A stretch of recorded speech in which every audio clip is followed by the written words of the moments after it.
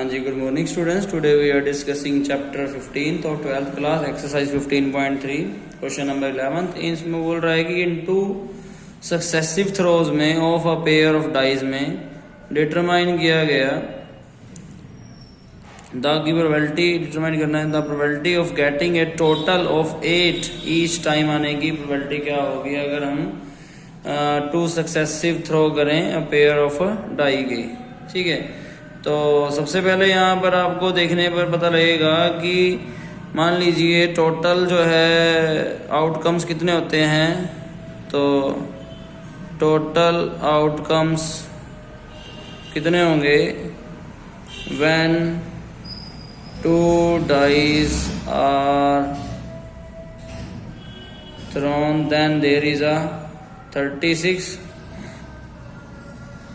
और लेट कर लेते हैं let A B the event कि जो फर्स्ट थ्रो में जो है सम 8 आए। A B the event that sum is 8 in first throw और let B B the event that 8 is in second throw में। अब देखिए सैंपल स्पेस क्या है। तो सैंपल स्पेस यहाँ पर जो भी आएगा कि अगर 8 जो है सम आता है तो उसके लिए फर्स्ट डाई में 2 आए और सेकंड में 6 आ जाए। फर्स्ट डाई में 6 आए सेकंड में 2 आ जाए। फर्स्ट डाई में 3 आए तो सेकंड में 5 आ जाए। फर्स्ट में 5 आए तो सेकंड में 3 आ जाए। फर्स्ट में 4 और सेकंड में भी 4 आए। ये जो है 5 सैंपल स्पेस हैं जिससे जो है 8 जो है दोनों डाई में आएगा। इसमें ऐसा नहीं है कि यहाँ पर जो है एक तरह से विदाउट रिप्लेसमेंट हो रहा है। तो ये सिंपल क्वेश्चन चल रहे हैं सभी। इनमें जो है विद रिप्लेसमेंट हो रहा है, सीधा सीधा बोल रहा है इनटू सक्सेसिव एक के बाद एक थ्रोज में अ पेयर ऑफ डाइज जो फेंकेगी determine the probability of getting a total of 8 in each time में। तो प्रोबेबिलिटी ऑफ ए क्या होगी? प्रोबेबिलिटी ऑफ ए होगी यहाँ पर कि टोटल नंबर ऑफ आउटकम 1 2 3 4 5 और टोटल जो है 36 हैं। ये हमने पूरी टेबल बनाई थी एक बार प्रोबेबिलिटी की। तो वही उसी में से आपको देखना है कि जिस तरह 1 2 3 4 5 6 है 1 2 3 4 5 6 1 1 आएगा 1 2 1 3 1 4 1 5 1 6 इस तरह से। एंड प्रोबेबिलिटी ऑफ बी क्या होगी? दैट इज आल्सो 5/36 हो जाएगी। और जो probability of A intersection B होगा क्योंकि इंडिपेंडेंट इवेंट है, therefore is equal to probability of A multiply probability of B होती है। 5/36 की मल्टीप्लाई 5/36 से करेंगे then we can find the there is a 25 and इसका 36 का आप स्क्वायर कर लें दैट इज 1296 1296। ठीक है, ये आई probability of A intersection B की। ठीक है जी। इसी तरह से इसका नेक्स्ट क्वेश्चन है द ओड 12th क्वेश्चन है the odds is favor of one student passing a test are 3:7 है। द odds against अगर आए उसके अगेंस्ट में रिजल्ट आए अनदर स्टूडेंट के पासिंग इट आर 3:5 है।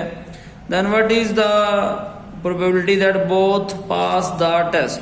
ठीक है, तो यहाँ पर जो है प्रोबेबिलिटी निकालनी है कि दोनों पास कर जाएं टेस्ट में। अगर उसके फेवर में आएगा तो पहले जो है अगर किसी के फेवर का रिजल्ट आता है तो पहले उसका कौन सा रिजल्ट होता है? मान लीजिए कि A/B A/B है तो फेवर में आएगा तो ये पासिंग का होगा, फेलियर का होगा। अगर उसके फेवर में नहीं आएगा उसके अगेंस्ट में आएगा तो ये उसके फेल का होगा, ये उसके पास का होगा।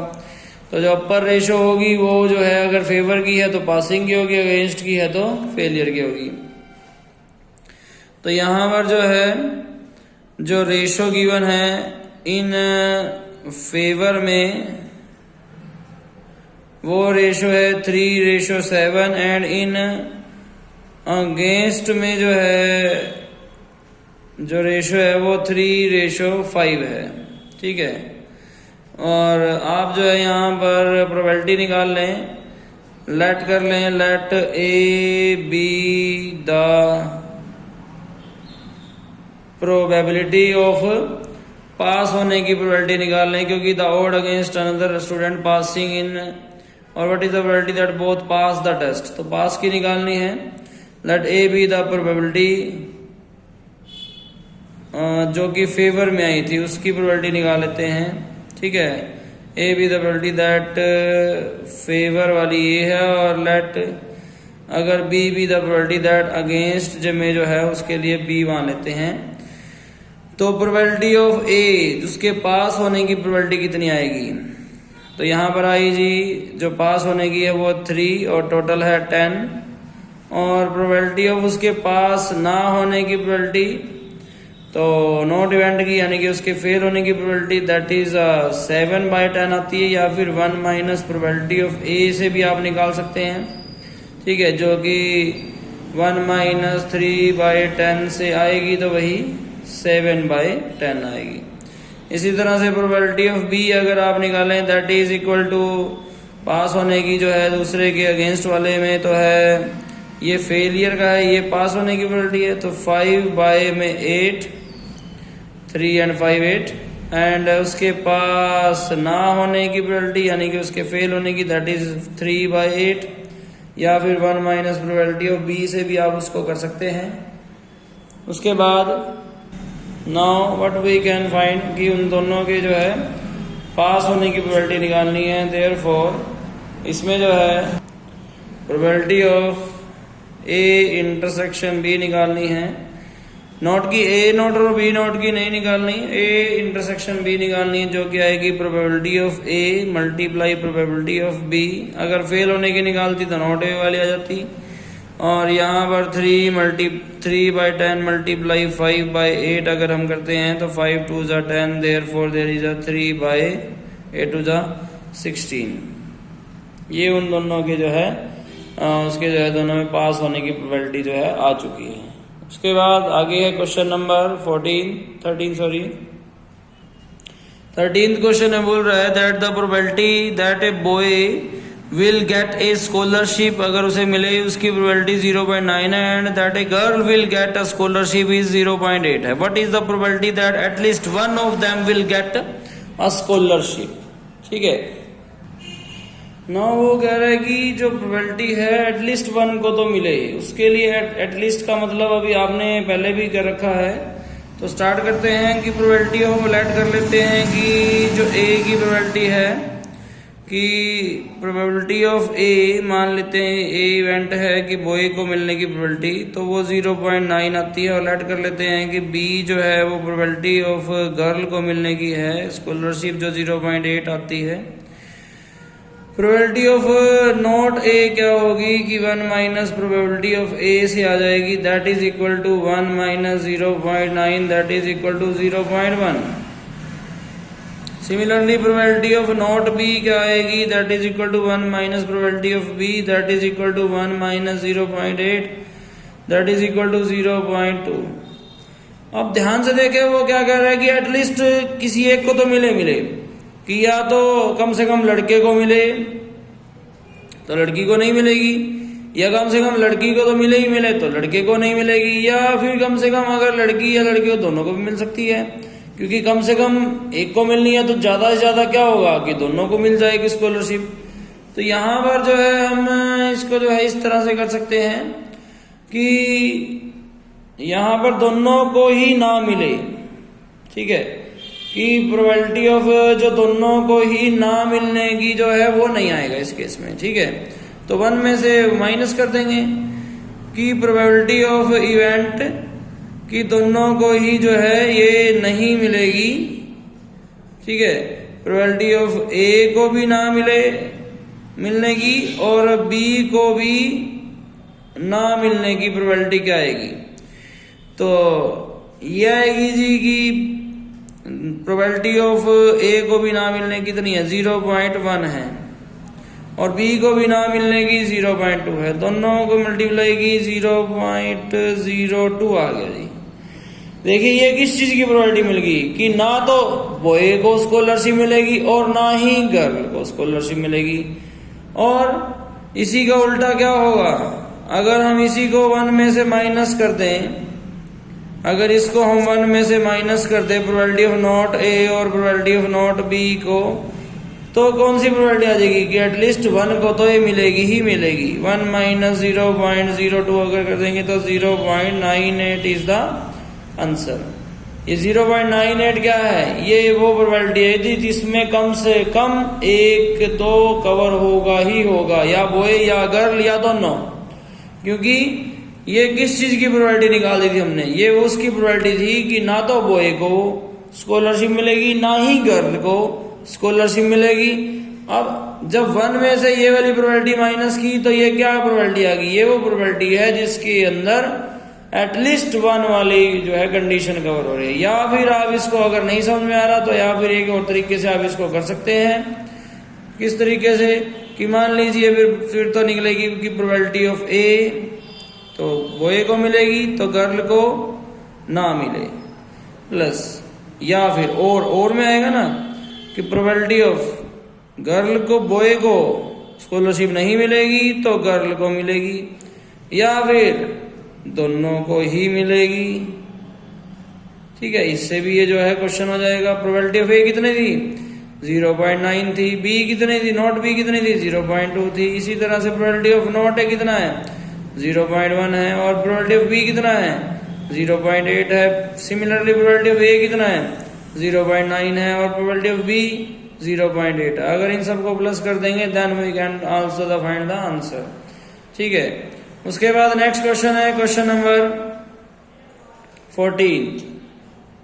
14 में बोल रहे हैं कि मान लीजिए ए कोई है वो कैन सोल्व 90% जो है वो 90% ऑफ प्रॉब्लम को सोल्व कर देता है। कोई ए जो है बंदा, ठीक है, गिवन इन द बुक में, और जो बी जो है वो 70% जो है प्रॉब्लम को सोल्व कर देता है। What is the probability that at least one of them will solve the problem selected at random from the book से।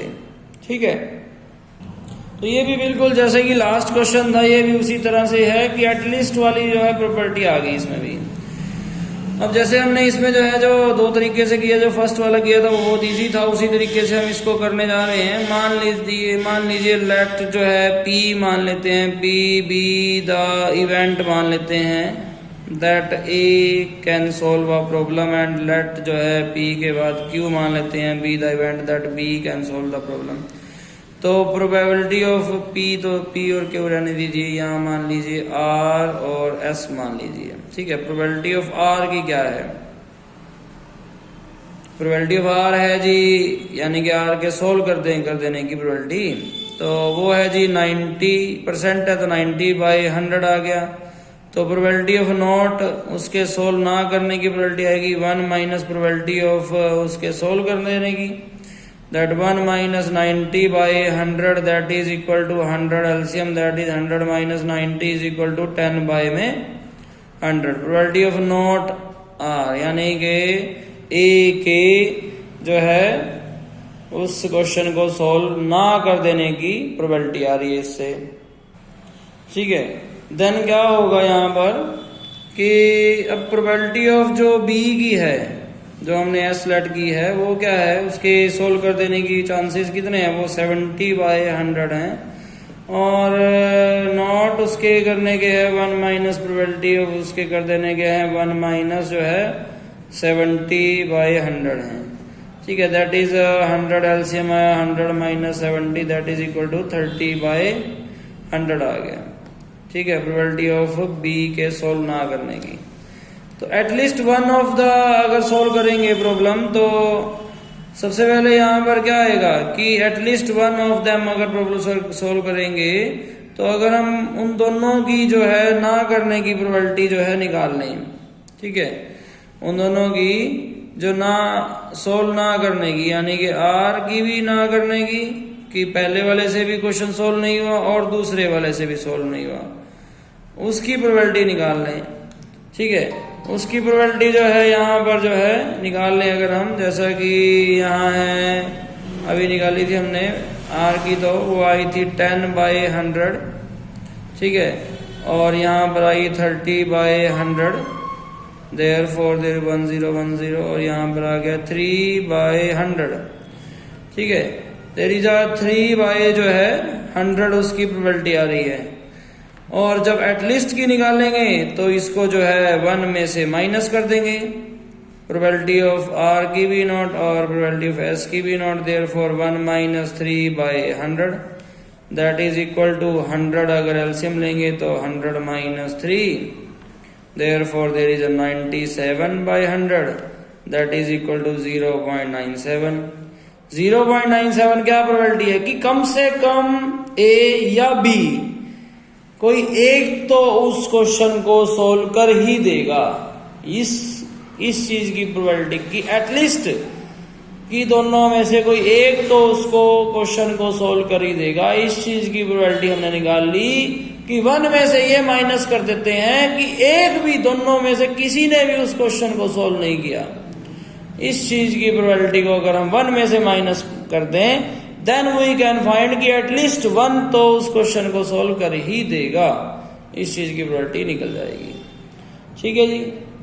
इसके बाद इसमें जो है क्वेश्चन नंबर 15 और 16 रह गया जो आपको खुद से करना है। 15.1, 2 एंड 3 जो है हो चुकी है यहाँ पर। होप सो आपको समझ में आई होगी। Thank you so much.